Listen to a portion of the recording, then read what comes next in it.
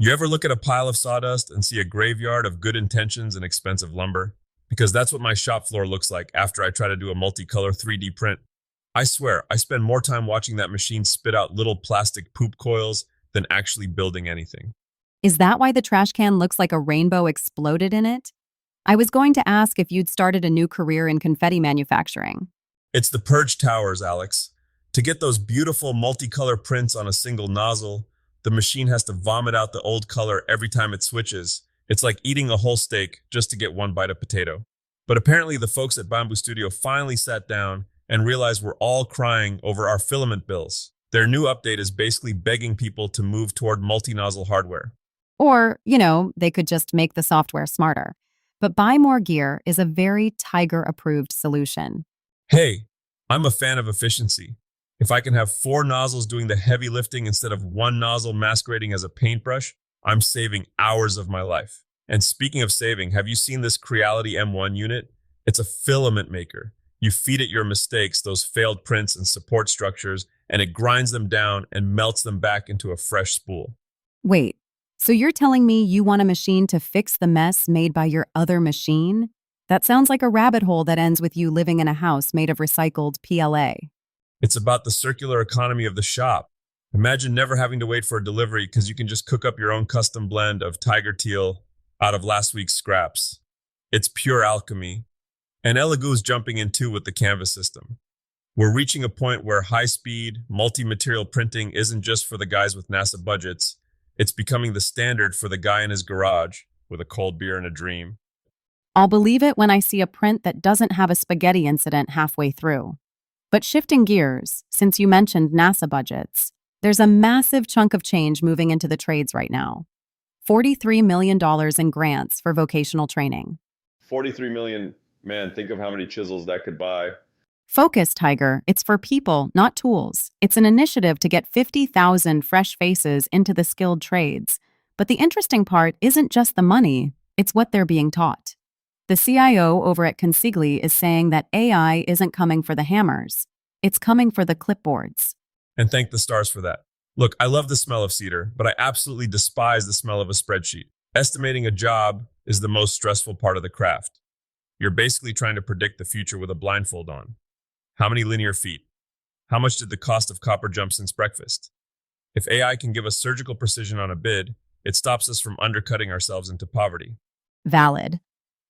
But you've seen the horror stories. Kids go into trade school thinking it's the debt-free alternative, and then they end up with high-interest private loans because they didn't do their homework on the funding. That's the bitter pill.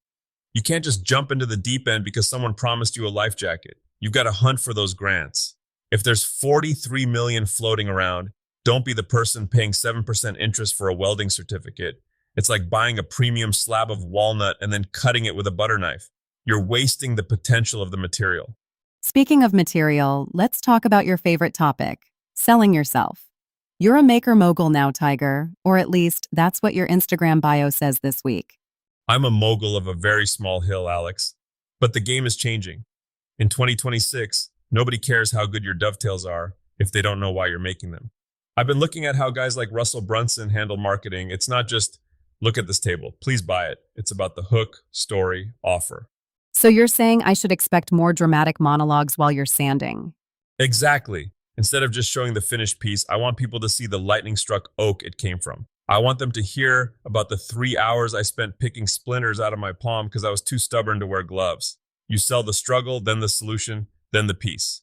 People aren't buying furniture. They're buying a story they can tell their dinner guests. It's the lead magnet strategy, right? I saw a guy giving away a free guide on how to fix a leaky faucet just to get people onto his email list. It's clever. Position yourself as the expert before they even need to hire you. It's the long game. You plant the seeds in the spring so you can eat in the winter. If you're a maker and you aren't capturing emails, you're basically shouting into a hurricane and hoping someone hears your price list. All right, enough business school. My hands are itching to actually build something. What's on the docket for the weekend? I saw the plans for that custom cabinet humidor on your desk. Oh, that's the boss level project. That's where fine woodworking meets a science experiment. You're dealing with Spanish cedar, which smells like heaven, but behaves like a temperamental teenager. And you have to get a seal so tight that a molecule of air has to ask permission to leave. It's all about the joinery. If your tolerances are off by a hair, your cigars turn into expensive sticks of hay.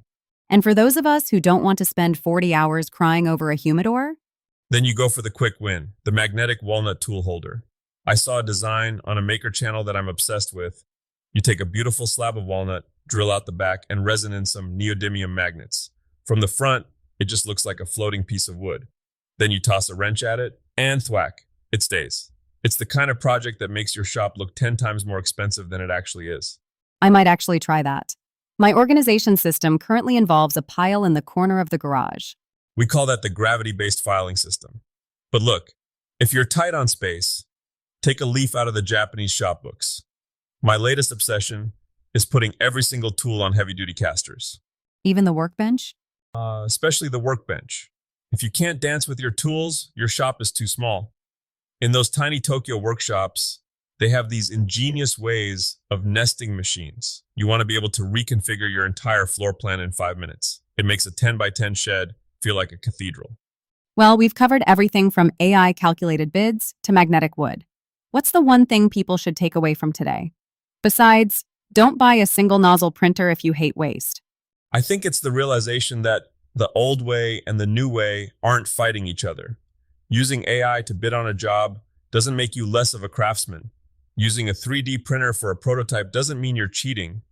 The real mastery is knowing which tool, whether it's a chisel or an algorithm, is going to help you bring your vision into the world with the least amount of heartbreak. Spoken like a man who has definitely had his heart broken by a piece of white oak before. More times than I care to admit. But that's why we're here, right? To make better mistakes today than we did yesterday.